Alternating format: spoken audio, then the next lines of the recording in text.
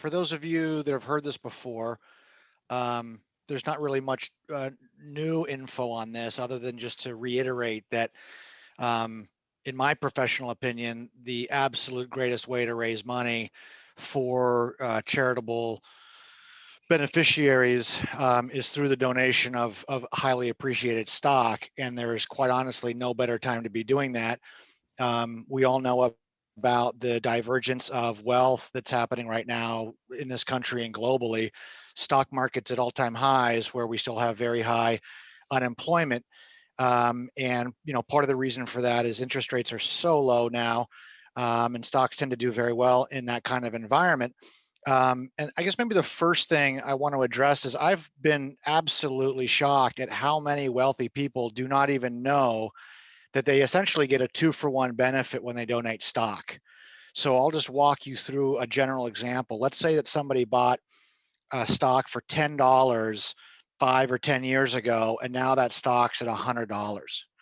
If you donate that stock, you get a full tax deduction for the $100. You avoid a long-term capital gain tax, which is probably going to be going up, and you avoid California state income tax.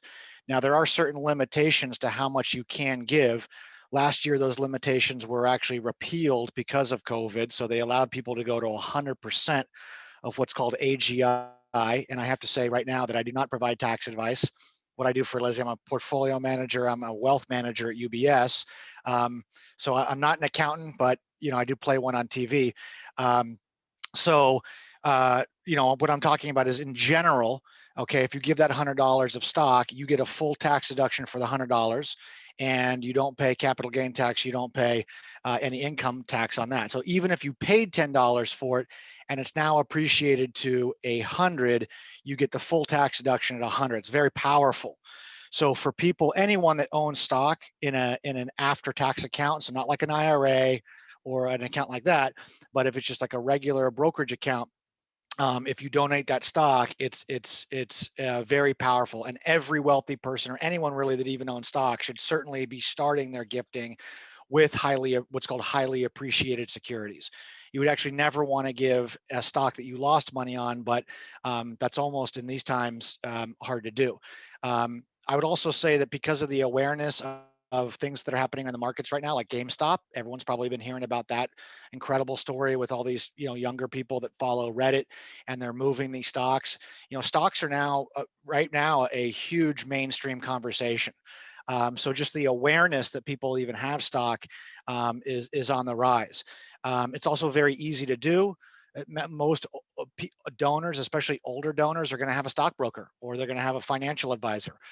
You literally just provide instructions to your financial advisor, and they pull the number of shares out of their account. They get sent to the Angel Flight account. Angel Flight then takes that stock into the portfolio, or they sell the stock, and there's no tax implications to Angel Flight for that. And lastly, I would say, on that psychological aspect of it, think about if you had to go to an expensive restaurant, or you go grocery shopping and you pay in cash, and it's a $300 tab. We all know that it hurts a lot more to peel off 3 $100 bills than it does to just put the credit card down. Well, it's exactly the same way with gifting stock. For some reason, if you paid $10,000 for shares of stock and now they're worth 100,000, there's like a psychological benchmark where you're thinking that donation cost you 10 grand, even though you're giving up $100,000 worth of value. So I've seen that, and I speak all this from experience because I see it with my clients.